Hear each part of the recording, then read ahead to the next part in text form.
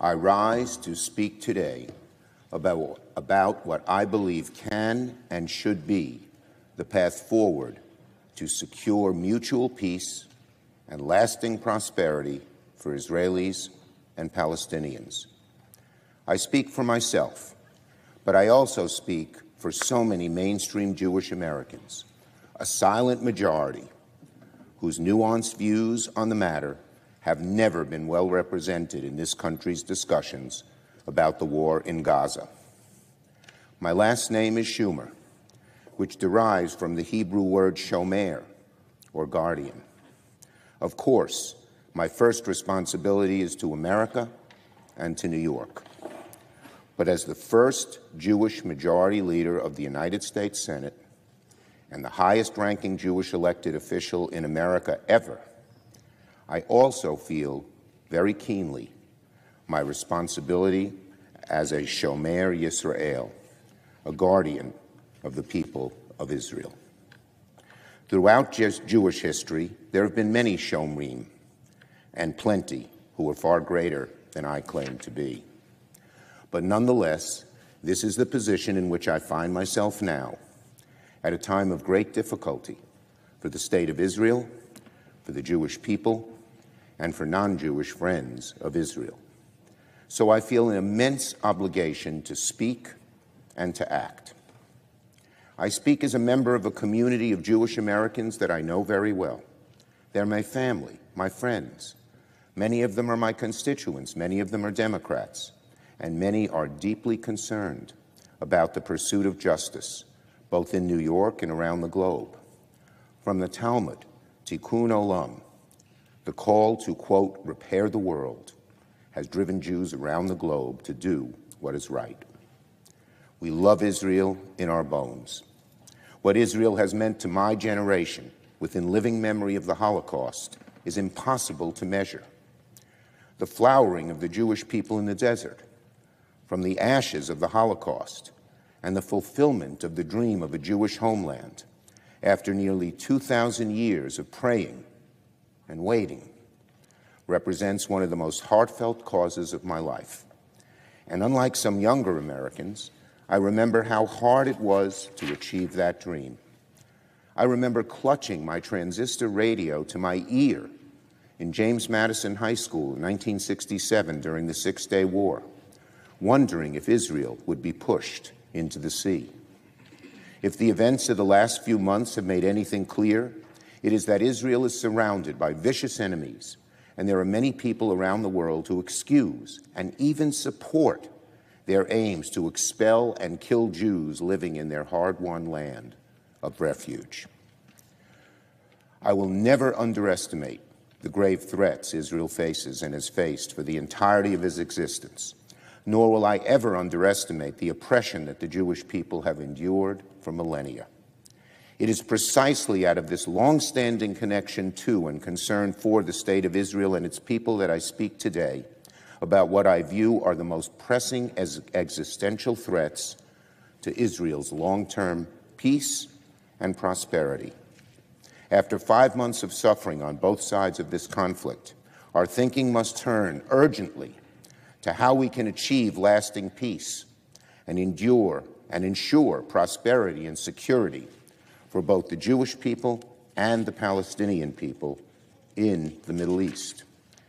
I believe that to achieve that lasting peace, which we so long for, Israel must make some significant course corrections, which I will outline in this speech.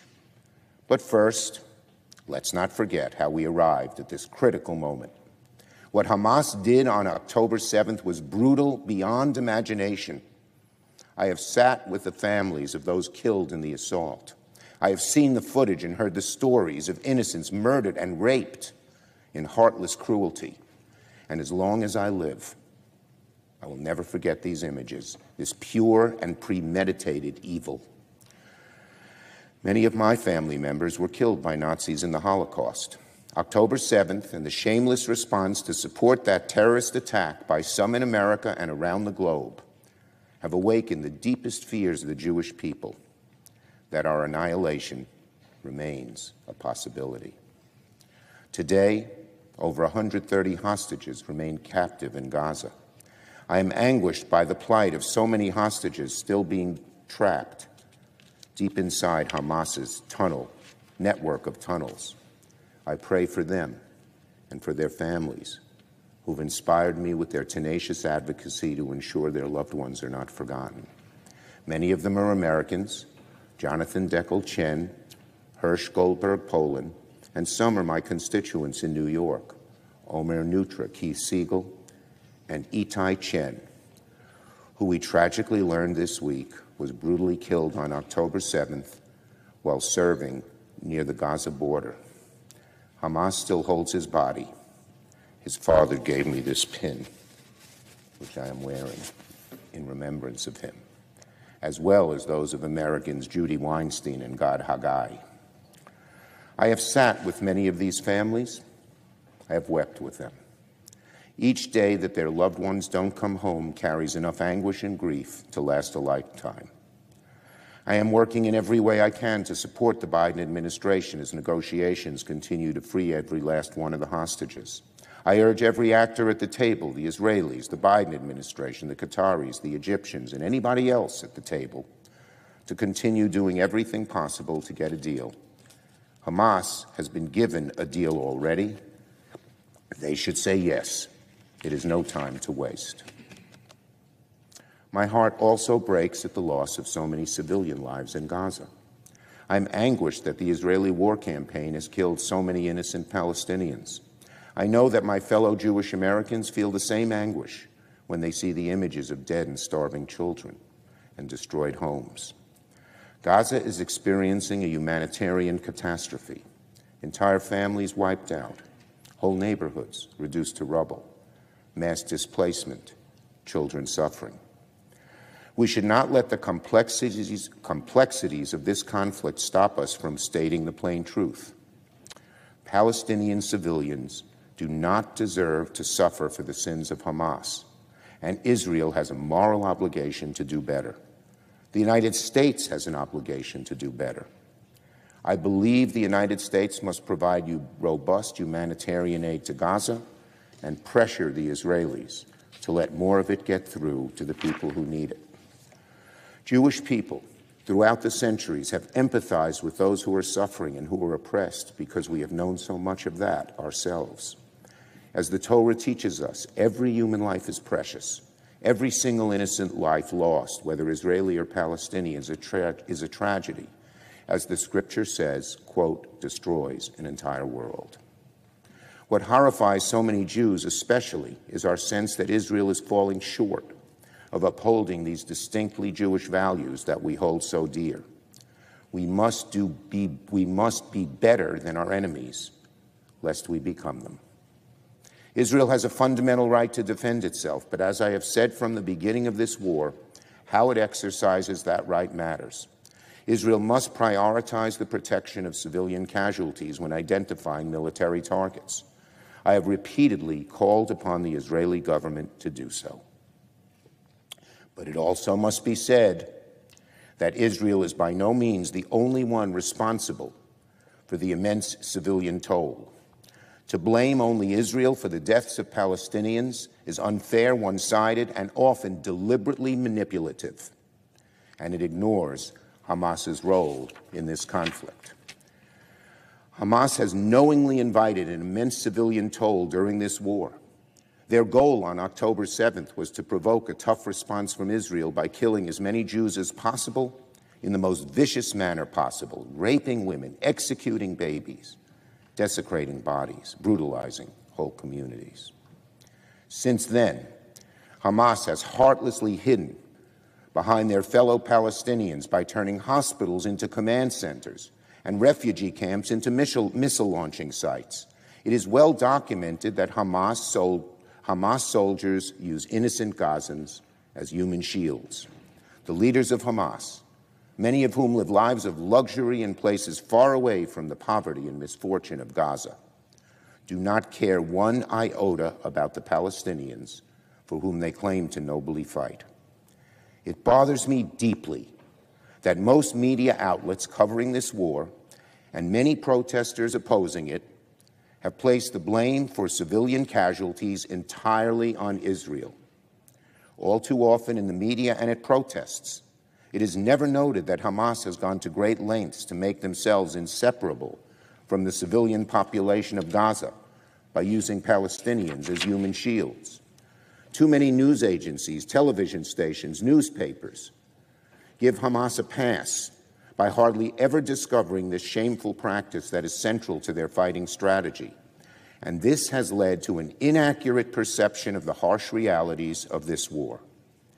I believe stories that justifiably mention the loss of innocent Palestinian life should also note how Hamas uses civilians as human shields. It almost never happens. And I believe that every protest that justifiably decries the loss of innocent Palestinian women, men, children, should also denounce Hamas for their central role in the bloodshed. When protesters decry the loss of Palestinian life, but never condemn this perfidy or the loss of Israeli lives, it confounds and deeply troubles the vast majority of Jewish and non-Jewish Americans alike who support the State of Israel. Given that Hamas launched their attacks on October 7th to provoke Israel, given that Hamas sought the ensuing civilian toll in Gaza, given that Hamas wanted both Israelis and Arabs to be at each other's throats, tensions on both sides have dramatically intensified. And now, as a result of those inflamed tensions in both Israeli and Palestinian communities, people on all sides of this war are turning away from a two-state solution, including Israel's Prime Minister Benjamin Netanyahu, who in recent weeks has said out loud repeatedly what many have long suspected, by outright rejecting the idea of Palestinian statehood and sovereignty. As the highest-ranking Jewish elected official in our government, and as a staunch defender of Israel, I rise today to say unequivocally, this is a grave mistake for Israel, for Palestinians, for the region, and for the world. The only real and sustainable solution to this decades-old conflict is a negotiated two-state solution, a demilitarized Palestinian state living side by side with Israel in equal measures of peace, security, prosperity, dignity, and mutual recognition. Both Jews and Palestinians have long historic claims to this land. Contrary to the unfounded, absurd, and offensive claims by some that the Jewish people are colonizers in their ancestral homeland, Jewish people have lived in the homeland continuously for more than 3 millennia, 3,000 years. For centuries, Jews have made aliyah and gone to the land of Israel to live and settle. For centuries at Passover, Jews at every corner of the globe have prayed next year in Jerusalem. A Jewish homeland in Israel is no 20th century contrivance. Israel's our historic home, a home for people oppressed for centuries. Now, the Palestinians, too, have lived on the land for generations, and in past centuries they have formed their own distinct culture, identity, cuisine, literature. The idea espoused by some, quote, there is no such thing as Palestinians, unquote, is inaccurate, offensive, unhelpful. The only just solution to this predicament is one in which each people can flourish in their own state, side by side. But for a two-state solution to work over the long term, it has to include real and meaningful compromises by both sides. For example, too many Israelis who say they want a two-state solution don't acknowledge how the amount and extent of expanding settlements renders that a virtual impossibility. And too many Palestinians who say they want a two-state solution don't acknowledge how their insistence on an unequivocal right of return is a fatal impediment to progress. Both ways of thinking are impeding the peace process. And there are others on the left who view a two-state solution with skepticism as an ideal that will never happen, a far-off goal that allows for the continuation of the status quo in Gaza and the West Bank, where Palestinians face unique obstacles compared to their Israeli counterparts. As a result, they reject a two-state solution in favor of one state, where Palestinians and Israelis would supposedly live in democratic peace side by side. I can understand the idealism that inspires so many young people in particular to support a one-state solution. Why can't we all live side by side and house by house in peace? I count at least two reasons why this wouldn't work and why it is unacceptable to most Jewish people. First, this combined state could take an extreme turn politically, putting Jewish Israelis in peril.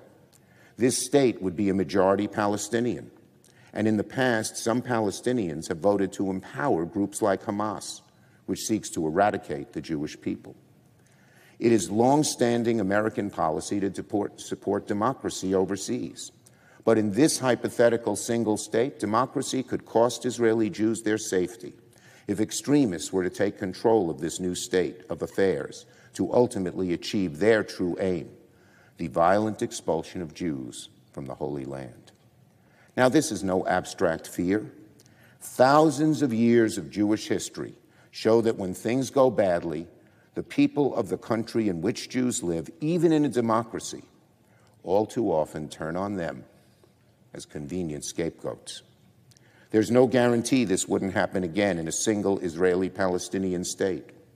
To have Palestinian voters be the protector of Israeli Jews would be a bridge too far to accept.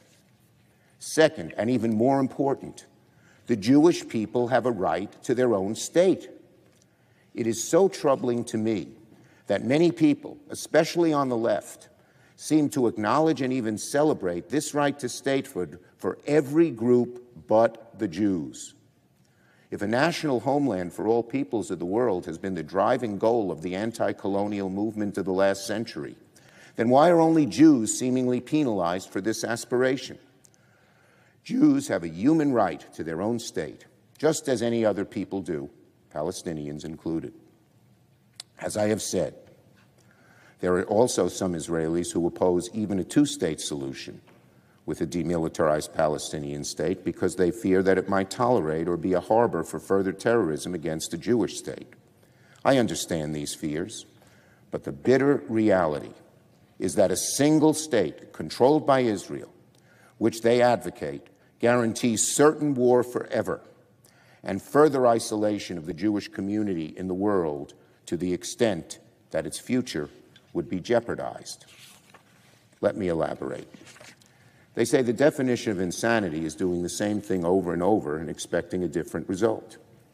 If Israel were to not only maintain the status quo, but to go beyond that and tighten its control over Gaza and the West Bank, as some in the current Netanyahu administration have suggested, in effect creating a de facto single state, then what reasonable expectation can we have that Hamas and their allies will lay down their arms? It would mean constant war. On top of that, Israel moving closer to a single state entirely under its control would further rupture its relationship with the rest of the world, including the United States. Support for Israel has declined worldwide in the last few months, and this trend will only get worse if the Israeli government continues to follow its current path. I appreciate that so many Israelis cannot contemplate the possibility of two states right now because they remain so traumatized and so angry by what Hamas did on October 7th. The brutality, the viciousness, the sexual assault, the imprisonment and abuse of hundreds of hostages. I'm, of course, sympathetic to this point of view. I'm upset. I'm angry, too. We'll never forget what happened on October 7th. But even while we carry that anguish in our hearts, we have to think ahead to the future, the medium, the long term, how we can ensure that something like October 7th never happens again. We cannot let anger or trauma determine our actions or cloud our judgment. A two-state solution may feel daunting, especially now, but I believe it is the only realistic and sustainable solution on the basis of security, on the basis of prosperity, on the basis of fundamental human rights and dignity. But in order to achieve a two-state solution, the reality is that things must change. Right now, there are four 4 major obstacles standing in the way of 2 states, and until they are removed from the equation, there will never be peace in Israel and Gaza and the West Bank. The 4 major obstacles are Hamas and the Palestinians who support and tolerate their evil ways, radical right-wing Israelis in government and society, Palestinian Authority President Mahmoud Abbas, Israeli Prime Minister Benjamin Netanyahu. I will explain each in detail. The first major obstacle to peace is Hamas and the Palestinians who support and tolerate their evil ways. Hamas is for the destruction of Israel, and in past decades, it undermined any hope for peace at every turn.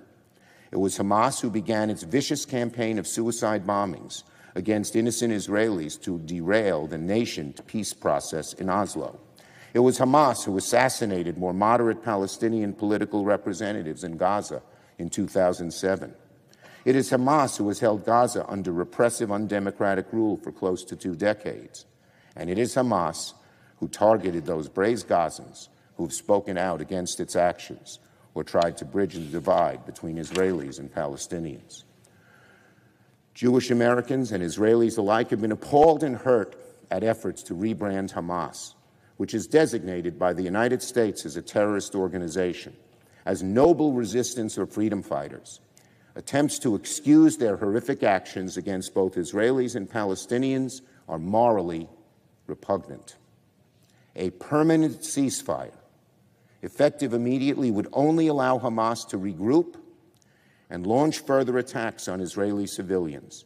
There can never be a 2-state solution if Hamas has any significant power. However, a temporary ceasefire, such as President Biden has proposed, which would allow for the return of hostages and humanitarian relief for suffering Palestinians, is quite different and is something I support. But any proposal that leaves Hamas with meaningful power is unacceptable to me and most Israelis. So it goes without saying that Hamas can not have any role in a future Gaza if we are to achieve peace.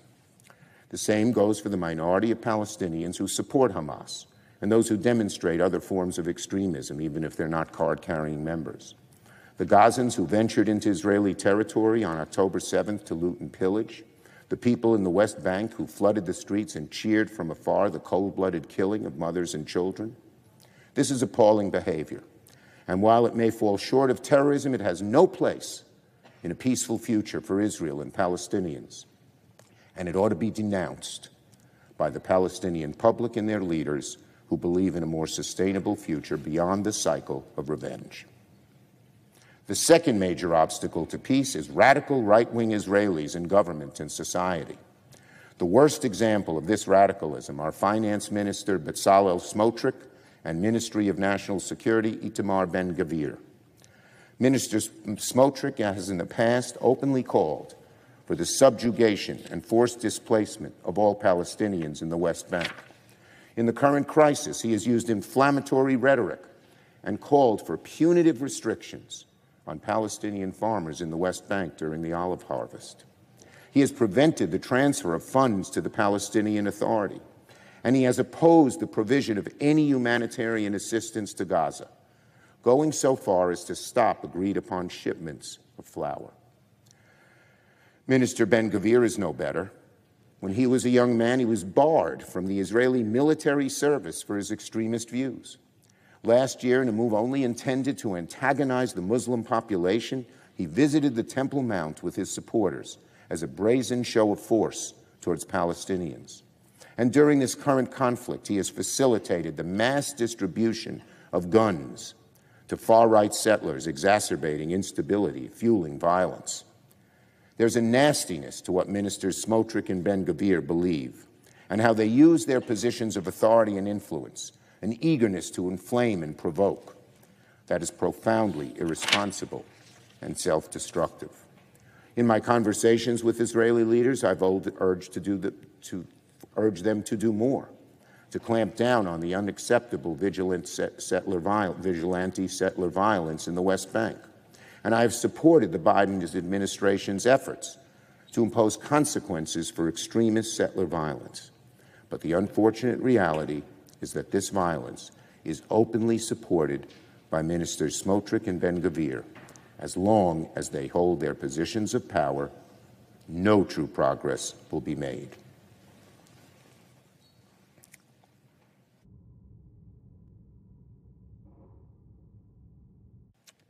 While not equivalent, extremist Palestinians and extremist Israelis seek the same goal. From the Jordan River to the Mediterranean Sea, they aim to push the other from the land.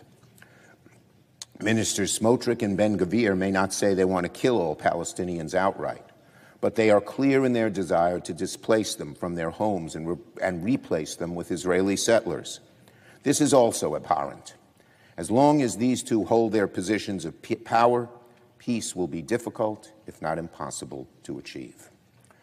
The third major obstacle to peace is the president of the Palestinian Authority, Mahmoud Abbas, who is beholden to his narrow political interests to the detriment of both the West Bank and Gaza.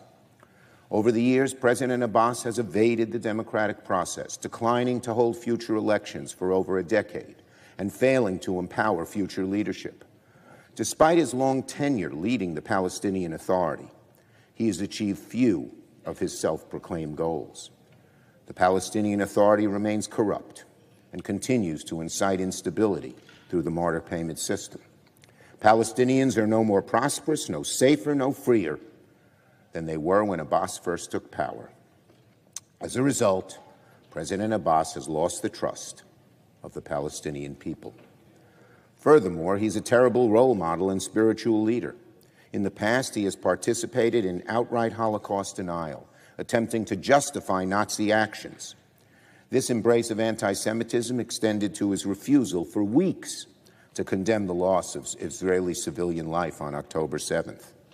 Should Abbas remain, the Palestinian people can have no assurance that a Palestinian state would be able to ensure their safety or prosperity, nor can they have any belief that the government would be free of corruption.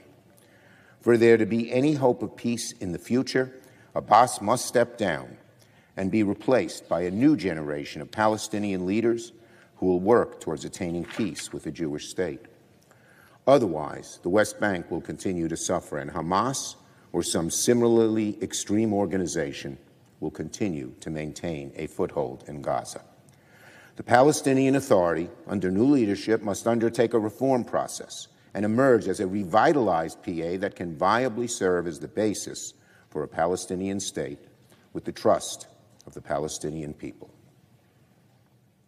The fourth major obstacle to peace is Israeli Prime Minister Benjamin Netanyahu, who has all too frequently bowed to the demands of extremists like Ministers Smotrich and Ben-Gvir and the settlers in the West Bank.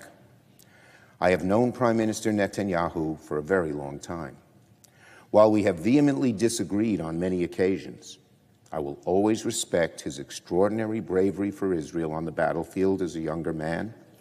I believe in his heart he has his highest priority is the security of Israel. However, I also believe Prime Minister Netanyahu has lost his way by allowing his political survival to take the precedence over the best interests of Israel. He has put himself in coalition with far-right extremists like Ministers Smotrich and Ben-Gvir, and as a result, he has been too willing to tolerate the civilian toll in Gaza, which is pushing support for Israel worldwide to historic lows. Israel cannot survive if it becomes a pariah.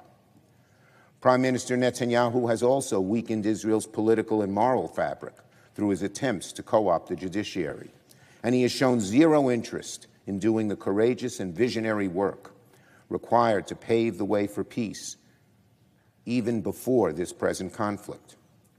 As a lifelong supporter of Israel, it has become clear to me the Netanyahu coalition no longer fits the needs of Israel after October 7th. The world has changed radically since then, and the Israeli people are being stifled right now by a governing vision that is stuck in the past. Nobody expects Prime Minister Netanyahu to do the things that must be done to break the cycle of violence, to preserve Israel's credibility on the world stage, and to work towards a two-state solution. If he were to disavow Ministers Smotrich and Ben-Gvir and kick them out of his governing coalition, that would be a real meaningful step forward. But regrettably, there's no reason to believe Prime Minister Netanyahu would do that. He won't disavow Ministers Smotrich and Ben-Gvir in their calls for Israelis to drive Palestinians out of Gaza and the West Bank. He won't commit to a military operation in Rafah that prioritizes protecting civilian life. He won't engage responsibly in discussions about a day-after plan for Gaza and a longer-term pathway to peace. Hamas and the Palestinians who support and tolerate their evil ways, radical right-wing Israelis in government and society, President Abbas, Prime Minister Netanyahu. These are the four obstacles to peace. And if we fail to overcome them, then Israel and the West Bank and Gaza will be trapped in the same violent state of affairs they've experienced for the last 75 years. These obstacles are not the same in their culpability for the present state of affairs, but arguing over which is the worst stymies our ability to achieve peace. Given the complexity and gravity of this undertaking, many different groups have a responsibility to see it through. The Palestinian people must reject Hamas and the extremism in their midst. They know better than anybody how Hamas has used them as pawns, how Hamas has tortured and punished Palestinians who seek peace. Quite frankly, I haven't heard enough Palestinian leaders express anguish about Hamas and other extreme elements of Palestinian society. I implore them to speak up now, even when it may be hardest, because that is the only true way to honor the lives of all those lost, by transcending the enmity and bloodshed and working together in good faith for a better future. Once Hamas is deprived of power, the Palestinians will be much freer to choose a government they want and deserve. With the prospect of a real two-state solution on the table, and for the first time, genuine statehood for the Palestinian people, I believe they will be far more likely to support more mainstream leaders committed to peace. I think the same is true for the Israeli people. Call me an optimist, but I believe that if the Israeli public is presented with a path to a two-state solution that offers a chance at lasting peace and coexistence, then most mainstream Israelis will moderate their views and support it. Part of that moderation must include rejecting right-wing zealots like Ministers Smotrich and Ben-Gvir and the extremist Israeli settlers in the West Bank. These people do not represent a majority of the Israeli public, yet under Prime Minister Netanyahu's watch, they have had far too much influence.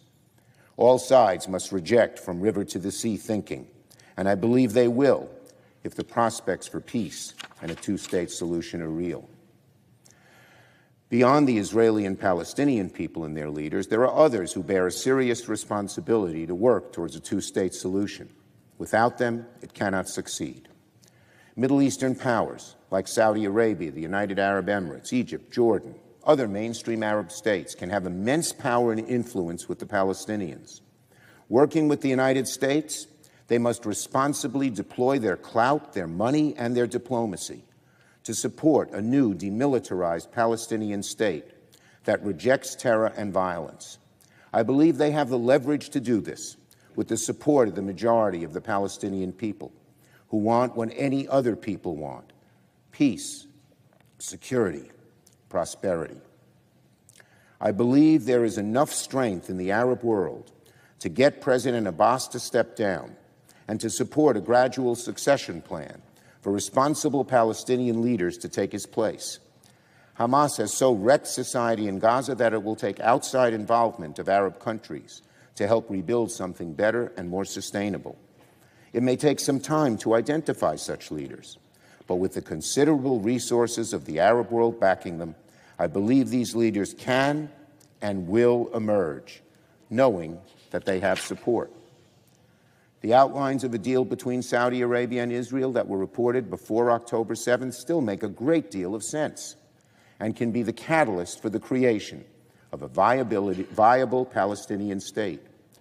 Saudi Arabia and other Arab nations should continue to pursue normalization with Israel, and this should be the foundation of a grand bargain in the Middle East that will finally make meaningful Palestinian statehood a reality. For our part, the United States, the world superpower, must work together with our allies to bring our immense diplomatic and financial power to bear on this situation. We can be a partner to a grand bargain in the Middle East by deepening our relationship with the Saudis and other Arab nations to induce them to make a deal, but only if they actively guide Palestinians to a more peaceful future.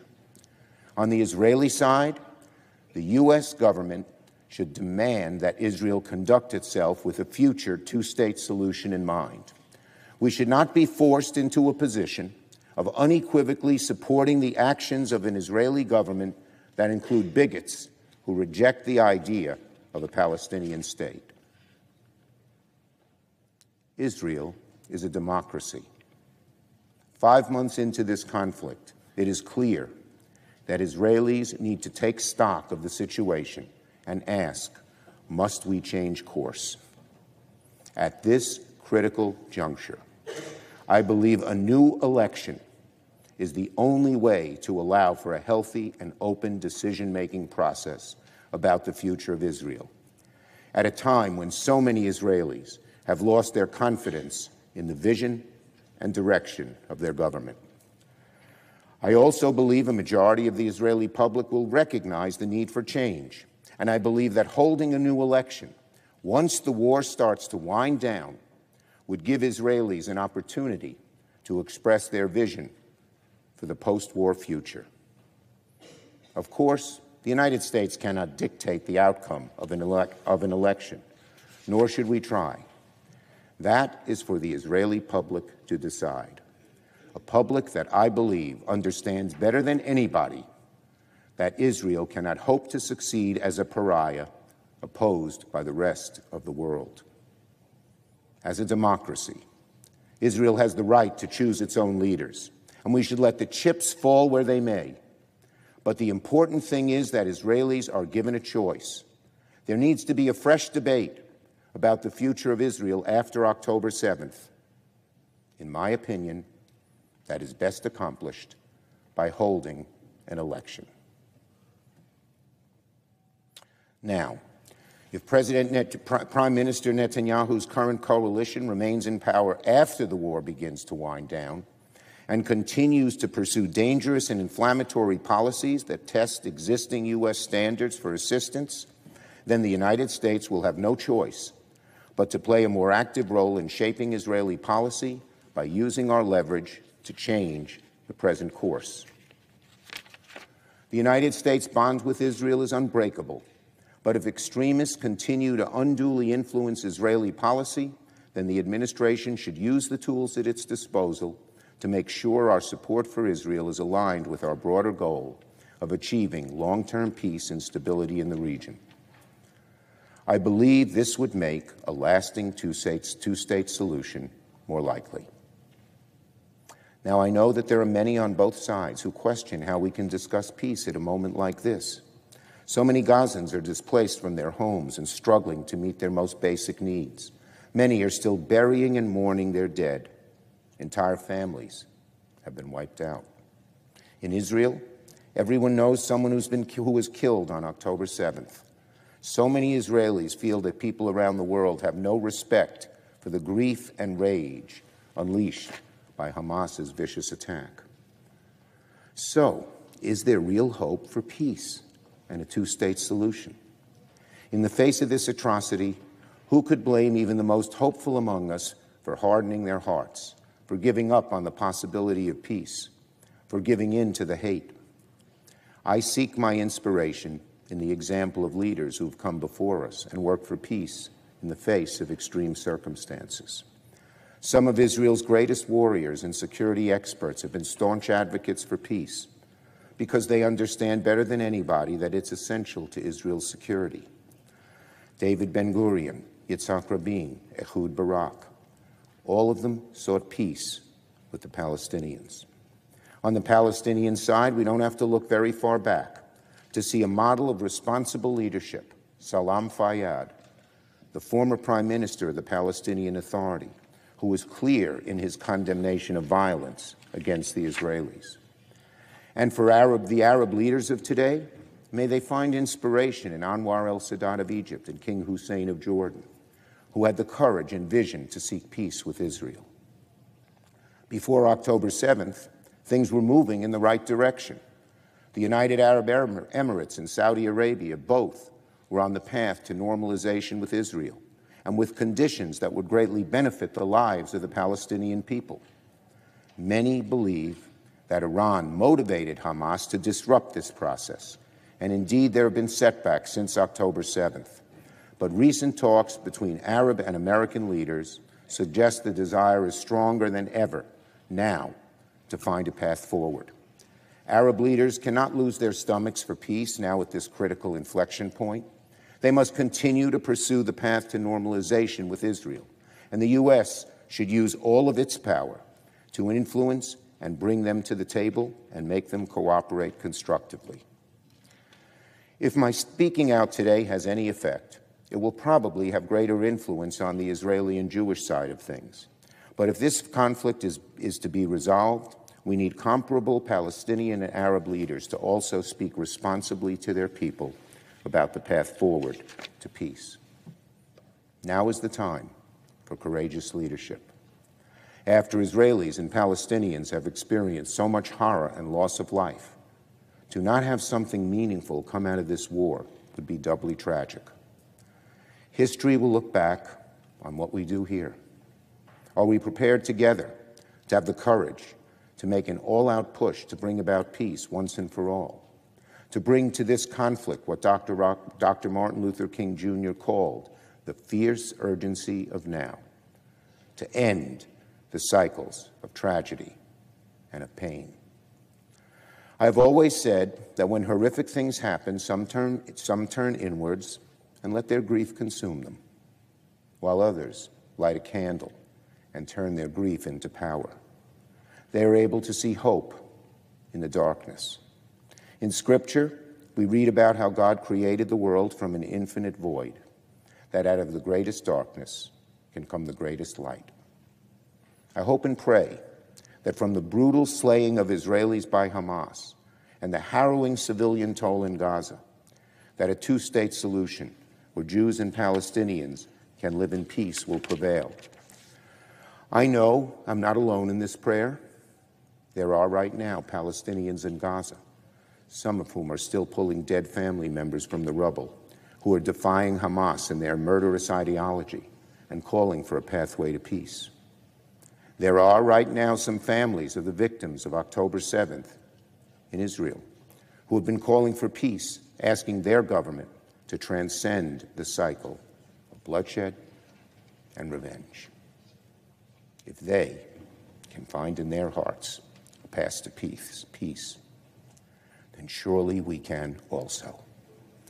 From the ashes, may we light the candles that lead to a better future for all. Thanks for watching. Stay updated about breaking news and top stories on the NBC News app or follow us on social media.